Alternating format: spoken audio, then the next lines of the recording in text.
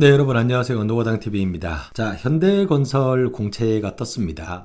작년 하반기는 삼성과 현대가 같이 떴었죠. 아마도 삼성이 이제 조만간 뜰 것으로 예상이 되고 있는데 현대가 먼저 GS건설과 함께 신호탄을 날렸습니다. 올해 공채 순서가 금호, 그리고 현대 GS 이런 순서로 가고 있습니다. 우선 이번에 지원 자격에 이제 어학 성적에 이제 뭐 토익 700점 이상이 들어가 있고요. 토익 스피킹이 120점 이상입니다. 실제 작년에 저희가 삼성물산이나 엔지니어링 쪽의 지원 자격이 토익 스피킹 130점이었던 것을 감안했을 때는 그래도 조금 양호한 수준으로, 그러니까 지원하실 수 있는 분들의 좀 폭이 조금 더 넓어졌다라고 보시면 될 것 같습니다. 이번 공채는 저희가 직군으로 뽑는 공채다라고 보시면 됩니다. 예를 들어서 토목사업본부는 토목이라고 하는 거 하나만 뽑죠. 이제 그러면은 이 안에는 토목과 관련된 사업에 필요한 사업관리팀이나 사업지원팀, 그리고 우리가 토목 설계, 토목 시고, 토목 견적, 입찰, 영업, 이 모든 파트가 다 들어간다라고 보시면 됩니다. 그리고 건축주택이나 플랜트도 똑같습니다.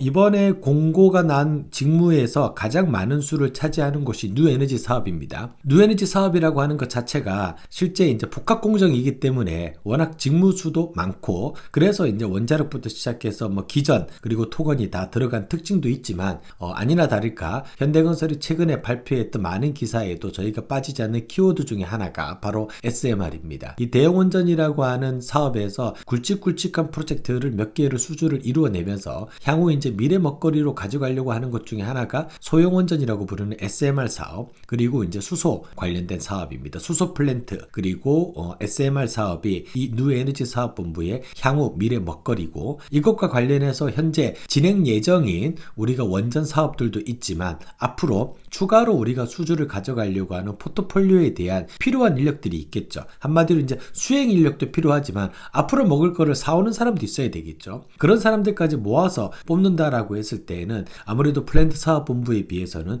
뉴에너지 사업본부가 뽑는 인원이 조금 더 많을 것이다 라고 저희가 평가를 할 수가 있습니다. 그렇다라고 하면은 기계나 전기 파트 같은 경우는 플랜트보다는 뉴에너지 사업 쪽으로 지원하시는 것이 맞고요. 토목 건축은 아예 플랜트 사업은 이번에 뽑지는 않습니다. 그 말은 이게 이 직무가 필요 없다라고 하기보다는 이미 인원이 꽉 차 있다라는 거죠. 그리고 여러분들이 아마 기사를 보셨는지는 모르겠지만 현대건설이 2024년도 실제 영업이익을 발표를 했습니다만 올해 2001년 이후로 거의 한 23년 만에 1조 2천억이 넘는 적자를 발표를 했습니다. 뭐 어닝 쇼크다라고 이제 기사가 떠서 많은 사람들이 놀랬습니다. 실제 올해 대부분의 건설사가 영업 적자를 피하지는 못했습니다. DLENC부터 시작해서 삼성물산까지 작년에 비해서 실제 많은 프로젝트에서 예전에 예상했던 비용보다 많은 부분을 벌어들이지는 못했지만은 적자 원인으로는 결국 이제 자회사로 연결이 되어 있는 현대 엔지니어링의 해외 프로젝트에서 발생한 손실이 반영된 것이다. 대표적인 프로젝트가 사우디아라비아 자프라가스죠. 사우디는 대박 나면은 정말 대박이고요. 쪽박하면은 정말 쪽박차는 프로젝트다라고 보시면 될 것 같습니다. 어중간하게 끝나는 프로젝트가 없는 것 같습니다. 어쨌든 현대건설은 현재 현대 엔지니어링을 그 이유로 들고 있지만 아니나 다를까 역시 현대건설 역시도 자체적으로 진행했던 사업 중에서 대부분의 프로젝트가 원자재 가격 상승으로 인해서 초기 프로젝트 비용보다 더 많이 올라탔습니다. 이제 그러다 보니까 예상했던 비용 안에서 우리가 준공을 하지 못하는 프로젝트도 많이 있다라고 보시면 됩니다. 요게 2025년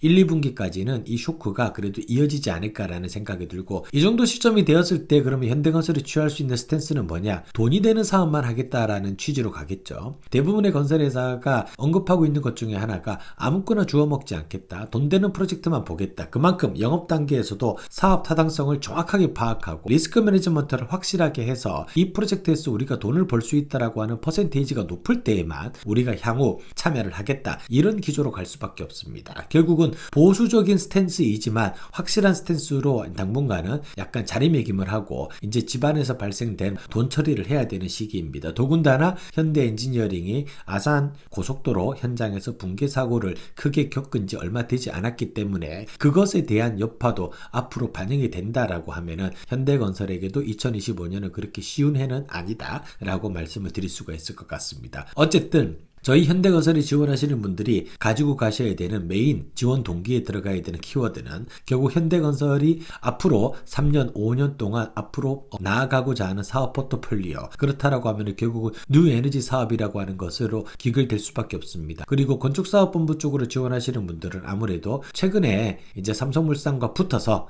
한남 4구역은 비록 수주를 하지 못했으나 아직 한남 3구역이 남아 있습니다. 그렇기 때문에 한남 3구역이라고 하는 대열을 낚았던 현대건설이 이 프로젝트로 조금 반등의 기회를 삼을 수 있도록 우리가 지켜봐야 되겠다라고 이해를 해주시면 될 것 같습니다. 그 이외에는 우리가 기존에도 늘 설명을 드렸 건축 시공이나 토목 시공, 기계 시공 동일하게 적용할 수 있는 직무 역량이라고 하는 것, 이 업무를 내가 잘 수행하기 위해서 어떤 경험을 가지고 있다라고 하는 내용을 자소서에 잘 녹여서 작성을 해주시면 크게 어려움이 없을 거다라는 말씀을 드립니다. 마지막으로 제가 최근에 컨설팅을 진행하면서 많은 분들께 드리는 말씀 중에 하나가 자소서 준비를 하는데 몇 개월을 소요하고 면접 준비를 하는데 며칠을 소요하는 것, 이것은 올바른 방법은 아닙니다. 지금 자소서를 쓰는 시점부터 향후 본인께서 나중에 현대건설 면접으로 간다라는 생각으로 면접 준비도 지금부터 미리 해주시는 게 맞습니다. 그렇지 않는다라고 하면은 작성하시는 자소서가 단순히 서류 통과만을 위한 자소서가 될 가능성이 높습니다. 그렇기 때문에 자소서를 쓰고 제출한 이후